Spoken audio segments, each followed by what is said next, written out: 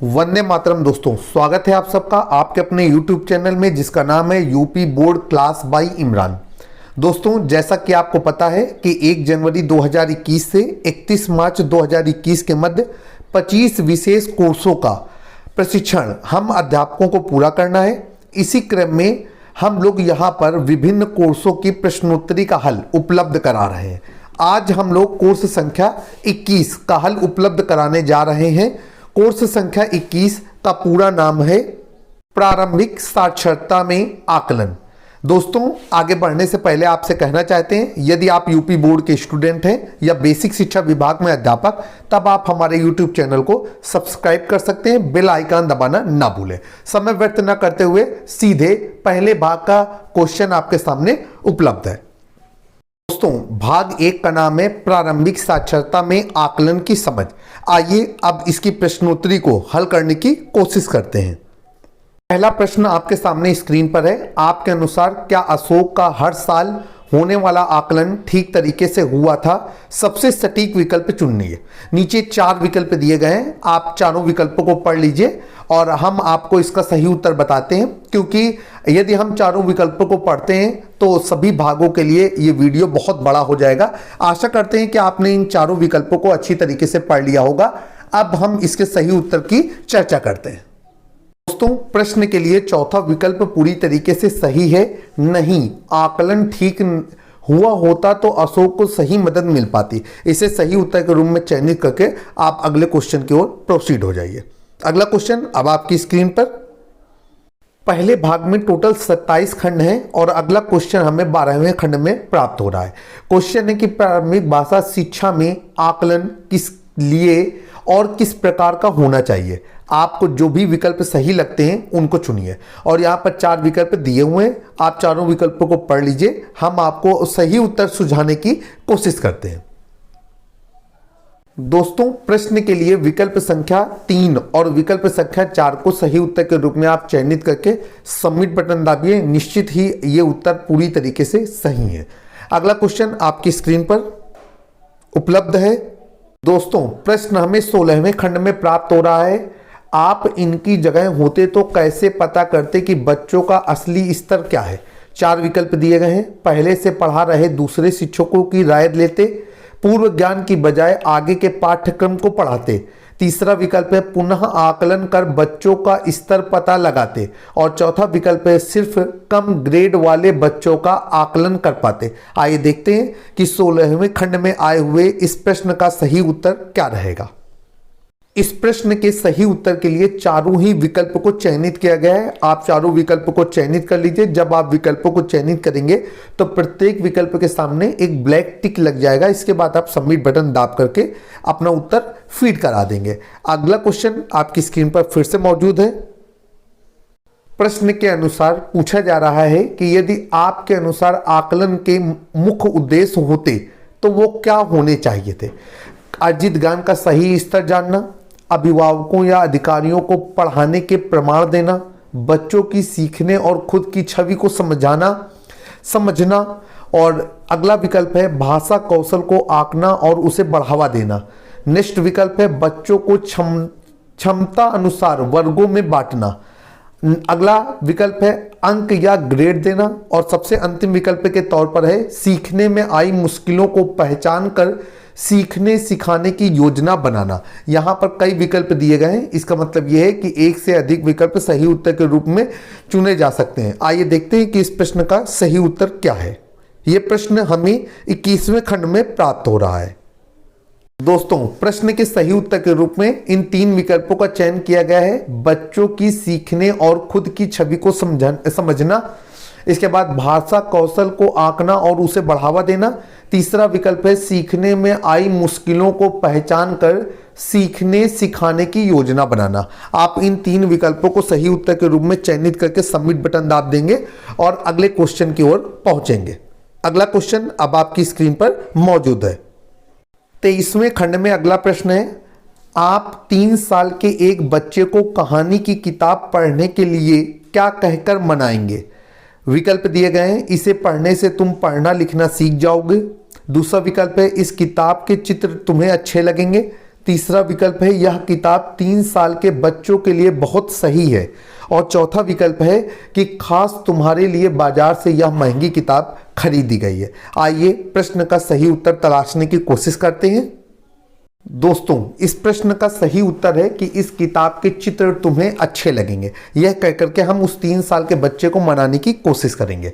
यह प्रश्न 23वें खंड में हमें प्राप्त हुआ था। आपको पहले ही इंफॉर्मेशन दी गई है कि टोटल यहां पर 27 खंड है। आपने भाग 1 में आए हुए सभी प्रश्नों को पूर्णतः हल कर लिया है। अब हम लोग भाग 2 में प्रवेश करने जा रहे हैं। दोस्तों, ये भाग 2 जो है इसका नाम है प्रारंभिक साक्षरता में आकलन के बिंदु या आधार। आइए इसकी प्रश्नावली को हैंडल करने की कोशिश करते हैं। दोस्तों, यहां पर टोटल 23 खंड हैं। पहला प्रश्न हमें 8वें खंड में प्राप्त हो रहा है। दूसरे भाग के 8वें खंड में पहला प्रश्न मिल रहा है।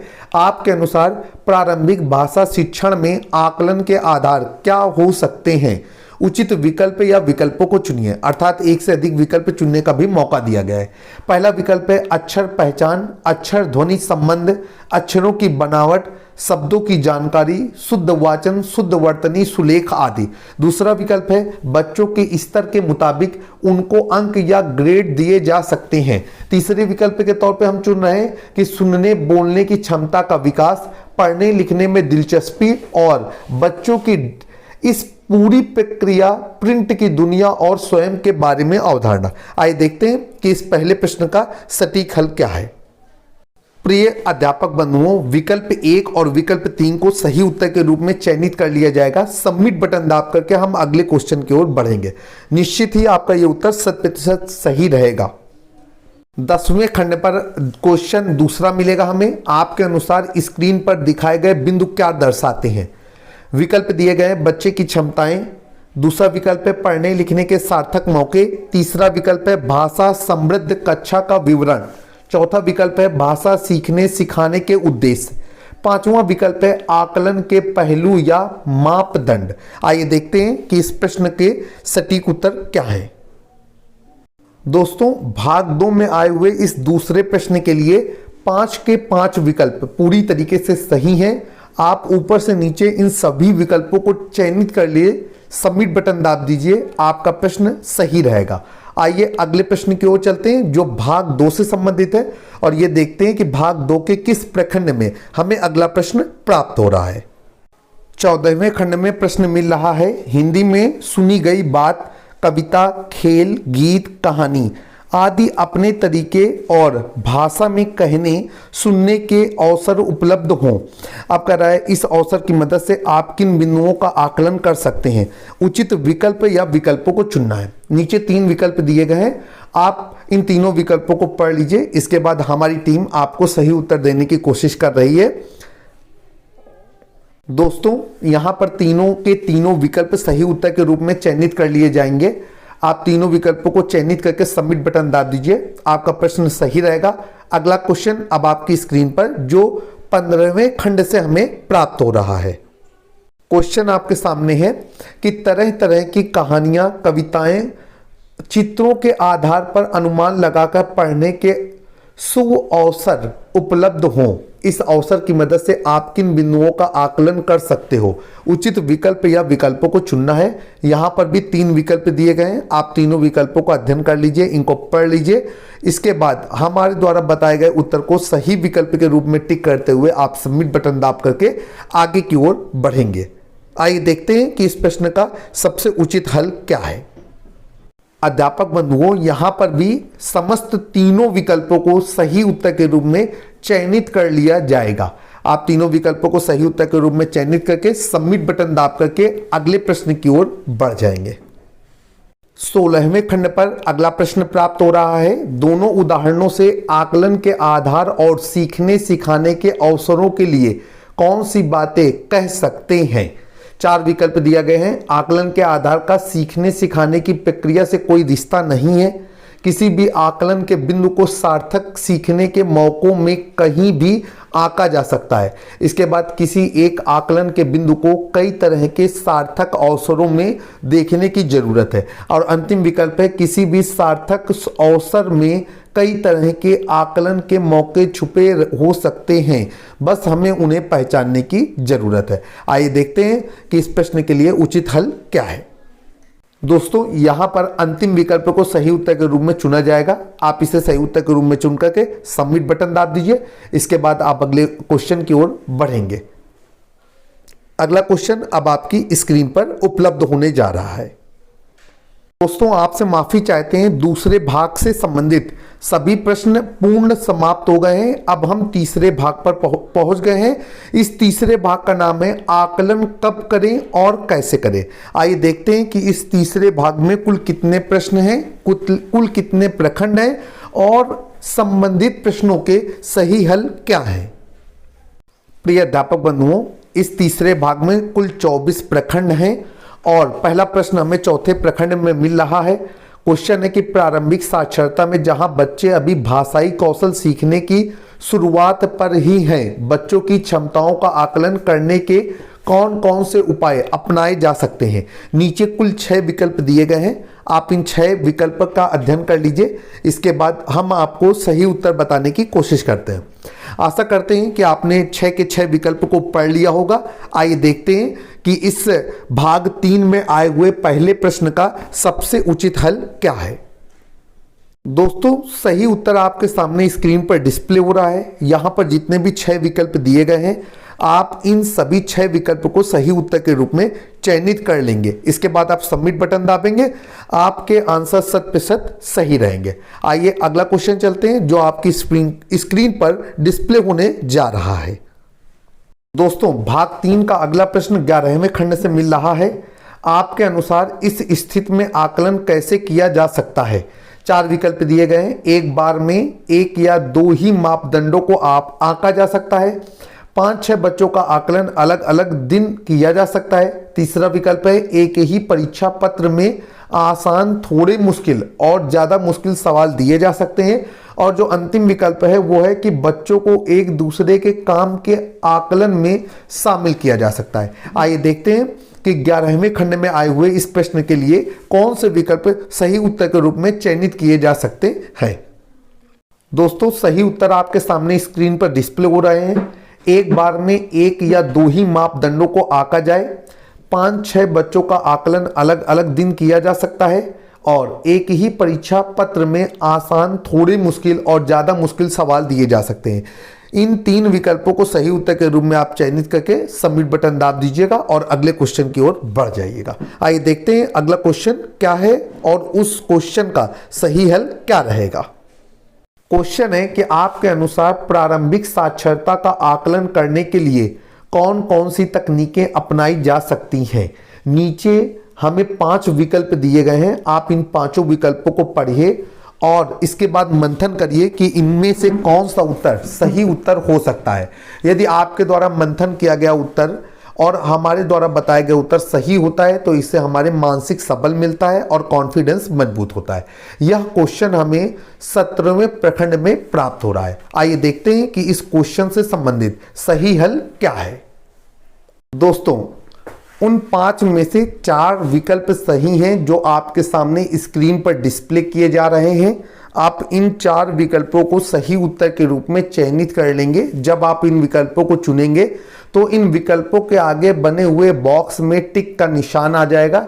इसके बाद आप सबमिट बटन दाबेंगे और आपका क्वेश्चन सबमिट हो जाएगा, आपका आंसर सबमिट हो जाएगा। इसके बाद आप अगले क्वेश्चन की ओर चलेंगे। जो 4 सही उत्तर हैं, एक बार पुनः बताना चाहते हैं कि वो आपके सामने स्क्रीन बोर्ड पर डिस्प्ले हो रहे हैं। अगला प्रश्न तीसरे भाग का 20वें प्रखंड से प्राप्त हो रहा है। क्वेश्चन है, यदि आप मनोज सर और ज्योति मैडम से सहमत हैं, क्या आप बच्चों को अपने कौशल के प्रदर्शन की छूट दे सकते हैं। स्क्रीन पर दिए गए विकल्पों में से सभी संभव जवाबों को चुनिए और नीचे आपके 5 विकल्प दिए गए हैं। आपको वो संभावित उत्तर चुनने हैं जो आपको सही लग रहे हैं। आप 5 विकल्पों को अच्छी तरीके से पढ़ लीजिए। इसके बाद हम आपको सही उत्तर चयनित करने में मदद करते हैं। आइए देखते हैं कि इस प्रश्न का सही हल क्या है। दोस्तों, ये 2 उत्तर सही हैं जिन्हें हम पढ़ करके बता रहे हैं। केवल 2 ही विकल्पों की हो सकती है, जैसे 2 पैराग्राफ। इसके बाद अगला जो चयनित किया जाएगा उत्तर, परिचित से अपरिचित पाठ को पढ़ाना आना चाहिए, इसलिए शिक्षक द्वारा चुने गए अपरिचित पाठ पर ही आंका जाना चाहिए। इन दो विकल्पों को सही उत्तर के रूप में चयनित करके आप सबमिट बटन दाब देंगे, आपका आंसर पूरी तरीके से सही रहेगा। आइए अगला क्वेश्चन देखते हैं। दोस्तों, भाग 3 से संबंधित सभी प्रश्न समाप्त हो चुके हैं। अब हम लोग भाग 4 पे प्रवेश कर रहे हैं। भाग 4 का नाम है आकलन के प्रमाण और रिकॉर्ड। आइए देखते हैं कि इस भाग में कुल कितने प्रश्न हैं और प्रश्नों के सही विकल्प क्या हैं। पहला क्वेश्चन आपके सामने है, जी के द्वारा बताए गए पहलू क्या दर्शाते हैं। विकल्प दिए गए हैं, बच्चे ध्यान व एकाग्रता से पढ़ रहे हैं या नहीं, बच्चे पूर्व जानकारी का इस्तेमाल कर नए शब्दों का अंदाजा लगा पा रहे हैं या नहीं, बच्चे आत्मविश्वास के साथ पढ़ रहे हैं या नहीं, या डर कर झिझक के साथ पढ़ रहे हैं। इसके बाद बच्चों के अनुमान लगाने के तरीके से पता चलता है कि वे पाठ का अर्थ समझने की कोशिश कर रहे हैं या नहीं। आइए देखते हैं कि दूसरे भाग पर आए हुए, भाग 4 के दूसरे खंड पर आए हुए इस प्रश्न का सही हल क्या है। दोस्तों, यहां पर 3 विकल्पों को सही उत्तर के रूप में चयनित किया जाएगा। पहला विकल्प रहेगा कि बच्चे पूर्व जानकारी का इस्तेमाल कर नए शब्दों का अंदाजा लगा पा रहे हैं या नहीं। दूसरा विकल्प जो चयनित किया गया है वो रहेगा कि बच्चे आत्मविश्वास के साथ पढ़ रहे हैं, न कि डर या झिझक के साथ। और जो तीसरा विकल्प है वो ये रहेगा कि बच्चों के अनुमान लगाने के तरीके से पता चलता है कि वे पाठ का अर्थ समझने की कोशिश कर रहे हैं या नहीं। इन 3 विकल्पों को आप सही उत्तर के रूप में चयनित करके सबमिट बटन दाब दीजिए, आपका प्रश्न 100% सही रहेगा। अब अगला क्वेश्चन आपकी स्क्रीन पर फिर से मौजूद है। दोस्तों, अगला प्रश्न हमें 16वें खंड में प्राप्त हो रहा है। क्वेश्चन है कि आपके अनुसार किसी भी बच्चे के पोर्टफोलियो में किस किस तरह की सामग्री रखी जा सकती है। नीचे कुल मिलाकर के 2, 2, 4 और 1, 5, 10 विकल्प दिए गए हैं। इनमें से जो भी विकल्प आपको सही लगते हैं उन्हें आप चयनित करके सबमिट कर दीजिए और आपका प्रश्न सही हो जाएगा। आइए देखते हैं कि 16वें प्रखंड में आए हुए इस प्रश्न का सबसे उचित और सटीक हल क्या है। दोस्तों, सही उत्तर आपके सामने स्क्रीन पर डिस्प्ले हो रहा है। इस प्रश्न के लिए 10 के 10 विकल्प को सही उत्तर के रूप में चयनित कर लिया जाएगा। आप जब विकल्पों को चुनेंगे तो प्रत्येक विकल्प के सामने एक टिक का निशान आ जाएगा, जिससे ये तय हो जाएगा कि आपके द्वारा जो विकल्प चुना गया है वो चयनित हो चुका है। अंत में हम सबमिट बटन दाब करके इसे ओके कर देंगे। 22वें खंड में अगला प्रश्न पुनः हमारे सामने आ गया है। आपसे कहा जा रहा है, जी के द्वारा किए गए आकलन के बारे में निम्न में से कौन कौन सी बातें कहना सही रहेगा। कुछ विकल्प दिए गए हैं 4, उनको हम यहाँ पर देखते हैं। यह सब आकलन पढ़ाने के दौरान ही किए गए हैं। दूसरा विकल्प है यह आकलन सतत है। तीसरा विकल्प है यह अनौपचारिक आकलन है। चौथा विकल्प है यह आकलन बच्चों के सीखने सिखाने की प्रक्रिया को बढ़ावा देने वाला है। आइए देखते हैं कि इस भाग के इस लगभग अंतिम चल रहे प्रश्नों का सही हल क्या होगा। दोस्तों, आकलन के मापदंड से संबंधित इस प्रश्न के चारों विकल्प सही उत्तर के रूप में चयनित कर लिए जाएंगे। यह सब आकलन पढ़ाने के दौरान ही किए गए हैं। दूसरा रहेगा यह आकलन सतत है। तीसरा रहेगा यह अनौपचारिक आकलन है। चौथा रहेगा यह आकलन बच्चों के सीखने सिखाने की प्रक्रिया को बढ़ावा देने वाले हैं। इन चारों विकल्पों को सही उत्तर के रूप में चयनित करके आप सबमिट बटन दाब देंगे, निश्चित ही आपका ये उत्तर 100% सही रहेगा। आइए देखते हैं अगला प्रश्न हमें कहां प्राप्त हो रहा है। दोस्तों, इस कोर्स के भाग 5 का नाम है आकलन के रिकॉर्ड और उनका संप्रेषण। लेकिन आपको बताना चाहते हैं कि इस 5वें भाग में कोई भी प्रश्न नहीं है, इसलिए अब हम लोग अंतिम भाग की ओर चलते हैं जिसका नाम है आकलन, जहां पर हमको लगभग 10 प्रश्न दिए जाते हैं और हमसे सही उत्तर की अपेक्षा की जाती है। तो चलते हैं अंतिम भाग की ओर, जहां पर हम आकलन प्रश्नावली को सीखेंगे और उनके सही उत्तरों की पहचान करेंगे। दोस्तों, पहला क्वेश्चन आपके सामने स्क्रीन पर है। क्वेश्चन कह रहा है कि ज्योति जी द्वारा जीत के लिए स्क्रीन पर कुछ अभिलेख दिए गए हैं, उन्हें ध्यान से पढ़िए। 24 फरवरी अपने आप किताब लेकर बैठता है, पढ़ी हुई सामग्री को समझता है, जैसे पढ़ी कहानी से जुड़ी अपनी जिंदगी की घटना साझा की, जैसे मीता और उसके दोस्तों के साथ हुआ था। मीता और जादुई जूते में वैसा मेरे साथ भी होता है, बहुत बार मेरे दोस्त मुझे चिढ़ाने लगते हैं। 3 मार्च वह मात्राओं में अंतर समझने लगा है, जैसे ई और बड़ी ई, आ और बड़ा आ, ऊ और बड़ा ऊ। 4 मार्च वह जैसा बोलता है वैसा ही लिख देता है, जैसे जानवरों के लिए उसने लिखा, हमें ऐसा नहीं करना चाहिए। दिए गए अभिलेखों के आधार पर नीचे दिए गए कौन कौन से आकलन के मापदंड आंके जा सकते हैं। आप एक से अधिक उत्तर का चयन कर सकते हैं। नीचे कुछ विकल्प दिए गए हैं। स्कूल के बाहर और भीतर अपनी पसंद की किताबों को स्वयं चुनकर पढ़ने का प्रयास करते हैं। हिंदी की वर्णमाला के अक्षरों की आकृति और ध्वनि को पहचानते हैं। अपने स्तर और पसंद के अनुसार कहानी, कविता, चित्र, पोस्टर आदि को आनंद के साथ पढ़कर अपनी प्रतिक्रिया व्यक्त करते हैं या प्रश्न पूछते हैं। और जो अंतिम विकल्प है वो है कि विविध उद्देश्यों के लिए अपनी अथवा स्कूल की भाषा का इस्तेमाल करते हुए बातचीत करते हैं, जैसे जानकारी पाने के लिए प्रश्न पूछना, निजी अनुभवों को साझा करना और अपना तर्क देना। आइए देखते हैं कि इस प्रश्न के लिए सही उत्तर क्या है। दोस्तों, इस प्रश्न के लिए अंतिम विकल्प को छोड़ करके अन्य सभी विकल्पों को सही उत्तर के रूप में चयनित कर लिया जाएगा। इसके बाद आप सबमिट बटन दाबेंगे, निश्चित ही आपका ये पहला प्रश्न पूरी तरीके से सही रहेगा। आइए चलते हैं क्वेश्चन नंबर 2 की ओर, जो अब आपकी स्क्रीन पर प्रदर्शित होने जा रहा है। क्वेश्चन नंबर 2 अब आपके सामने स्क्रीन पर प्रदर्शित हो रहा है। क्वेश्चन के अनुसार, आपके अनुसार प्रारंभिक साक्षरता में सतत आकलन के लिए दी गई किन किन तकनीकों का इस्तेमाल कर सकते हैं। सही विकल्प का चयन कीजिए। आप एक से अधिक विकल्प को चुन सकते हैं। यहाँ पर जो विकल्प दिए गए हैं वो आपके साथ साझा करना चाह रहे हैं। कह रहे हैं कि आप अभिलेख रिकॉर्ड्स रख सकते हैं, सालाना परीक्षा आयोजित करा सकते हैं, चेकलिस्ट कर सकते हैं, अवलोकन कर सकते हैं, कार्यपत्र बना सकते हैं, पोर्टफोलियो बना सकते हैं या काम के नमूने बना करके अपने पास रख सकते हैं। आइए देखते हैं कि इस प्रश्न संख्या 2 से संबंधित सबसे उचित हल क्या रहेगा। प्रिय अध्यापक बंधुओं, प्रश्न संख्या 2 के लिए आप अभिलेख रिकॉर्ड्स रखना, कार्यपत्र बनाना, पोर्टफोलियो बनाना, काम के नमूने बनाना, चेकलिस्ट बनाना और अवलोकन करना, इन विकल्पों को आप सही उत्तर के रूप में चयनित कर सकते हैं। केवल आप एक विकल्प छोड़ेंगे, सालाना परीक्षा।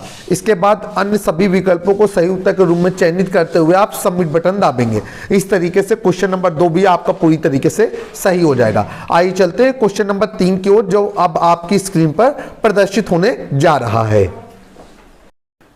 क्वेश्चन नंबर 3 आपकी स्क्रीन पर है। क्वेश्चन के अनुसार, शीला जी बच्चों के लिखित कार्य को जांचते समय बातचीत के रूप में विस्तार से प्रतिक्रिया देती हैं। आपके अनुसार इस तरह की प्रतिक्रिया के पीछे शीला जी का क्या उद्देश्य होगा। आप एक से अधिक विकल्प चुन सकते हैं। पहला विकल्प है कि बच्चों द्वारा की गई हर गलती पर उनका ध्यान लाना और सुधार कार्य ठीक से करवाना। दूसरा विकल्प है कि बच्चों को सही तरीके से लिखने के तरीकों और बाकी यांत्रिक पहलुओं पर उनका ध्यान लाना। तीसरा विकल्प है बच्चों को उनकी कोशिशों के लिए प्रोत्साहित देना और लेख को बारीकी से उनके ध्यान को लेख पर ले जाना। एक बार फिर से इसे पढ़ रहे हैं, बच्चों को उनकी कोशिशों के लिए प्रोत्साहन देना और लेख की बारीकियों पर उनका ध्यान लाना।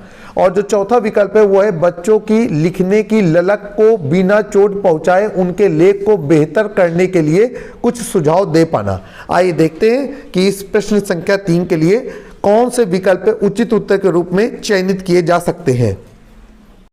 प्रिय अध्यापक बंधुओं, आप यहां पर पहले विकल्प को छोड़ करके अंतिम 3 विकल्पों को सही उत्तर के रूप में चयनित कर सकते हैं। आप विकल्प संख्या 2, विकल्प संख्या 3 और विकल्प संख्या 4 को सही उत्तर के रूप में चयनित कर लीजिए और आप सबमिट बटन दाब दीजिए। आइए चलते हैं क्वेश्चन नंबर 4 की ओर, जो अब आपकी स्क्रीन पर डिस्प्ले हो रहा है। क्वेश्चन नंबर 4 के अनुसार, श्यामलाल जी अपनी कक्षा में सब बच्चों का पोर्टफोलियो नियमित रूप से तैयार करते हैं। आपके अनुसार इन पोर्टफोलियो को वह कैसे बच्चों के आकलन के लिए इस्तेमाल कर पाएंगे। आप एक से अधिक विकल्प का चयन कर सकते हैं। यहाँ पर विकल्प दिए गए हैं कि बच्चों की पढ़ने, सुनने, बोलने आदि क्षमताओं को पहचानना व समझना। दूसरा विकल्प है बच्चों की अलग अलग भाषाई क्षमताओं में प्रगति को देख पाना। तीसरा विकल्प है रिपोर्ट कार्ड में बताई गई बच्चों की क्षमताओं के लिए प्रमाण पत्र इकट्ठा करना। चौथा विकल्प है बच्चों की खुद के लक्ष्यों और सीखने की क्षमताओं को लेकर बनाई गई अपनी छवि को समझ पाना। और अंतिम विकल्प है कि बच्चों को क्या नहीं आता है ये माता पिता को सबूत के साथ बता पाना। आइए देखते हैं कि प्रश्न संख्या 4 के लिए कौन से हल उचित उत्तर के रूप में मान्य होंगे। दोस्तों यहां पर विकल्प संख्या 1, विकल्प संख्या 2 और विकल्प संख्या 4 इन्हें आप सही उत्तर के रूप में चयनित कर लें। सबमिट बटन दाबें। इसके बाद आपको बताया जाएगा कि आपके द्वारा चुना गया उत्तर 100% सही है। साथ ही आपको वो कारण भी पढ़ने के लिए मिलेगा जिनके चलते इस उत्तर को सही माना जा रहा है। आइए चलते हैं क्वेश्चन नंबर 5 की ओर, जो अब आपकी स्क्रीन पर उपलब्ध है। क्वेश्चन है कि आपकी स्क्रीन पर किताब का एक पन्ना दिखाया जा रहा है। किताब मेरा घर एक मैदान के पास है। ये किताब के पन्ने में लिखा हुआ है। मिलिंद और राजनाथ ने इसे कुछ ऐसा पढ़ा। मिलिंद पढ़ रहा है मेरा घड़ा एक बड़ी मदन के पास है। राजनाथ ऐसे पढ़ रहे हैं कि मेरा मकान एक पार्क के पीछे है। इन दोनों पढ़ने के तरीकों को कैसे आंका जा सकता है। एक ही विकल्प का चयन करने का मौका दिया गया है। 4 विकल्प दिए गए हैं। पहला विकल्प है कि दोनों ने ही किताबों को बिल्कुल गलत पढ़ा है। दूसरा विकल्प है मिलिंद ने कुछ अक्षरों को फेर बदल कर जरूर पढ़ा है लेकिन यह सही पढ़ रहा है। तीसरा विकल्प है कि राजनाथ का पढ़ा वाक्य अर्थ के ज़्यादा करीब है, यानी वह पाठ को समझकर पढ़ रहा है। और चौथा विकल्प रहेगा कि दोनों ही अपनी अपनी समझ से पढ़ रहे हैं, इसलिए दोनों ही सही हैं। आइए देखते हैं कि क्वेश्चन नंबर 5 के लिए कौन सा एक विकल्प सबसे उपयुक्त हल के रूप में चयनित किया जा सकता है। जैसा कि हमने तीसरे उत्तर को सही विकल्प के रूप में चयनित किया है, इसका अनुमान लगाया था। आशा करते हैं कि आपने भी सही अनुमान लगाया होगा। और जो तीसरा विकल्प है कि राजनाथ का पढ़ा वाक्य अर्थ के ज़्यादा करीब है, यानी वह पाठ को समझ करके पढ़ रहा है, इसे सही उत्तर के रूप में आप चयनित कर लेंगे। सबमिट बटन दाबेंगे, आपका उत्तर 100% सही रहेगा। साथ ही आपको उत्तर का स्पष्टीकरण भी नजर आ जाएगा। आइए चलते हैं क्वेश्चन नंबर 6 की ओर। क्वेश्चन नंबर 6 के अनुसार बिल्कुल शुरुआती कक्षा में आए बच्चों में भाषा संबंधी किन बिंदुओं का आकलन करना भाषा कक्षा की योजना बनाने में कारगर रह सकता है। आप एक से अधिक विकल्प चुन सकते हैं, ऐसा प्रश्न आपको बता रहा है। पहला है कि उनकी मौखिक भाषा की समृद्धता। दूसरा है उनके इमर्जेंट लिटरेसी व्यवहार या प्रिंट की अवधारणाएं। तीसरा है उनके अक्षर ज्ञान का। और चौथा है उनके लिखने की क्षमता का।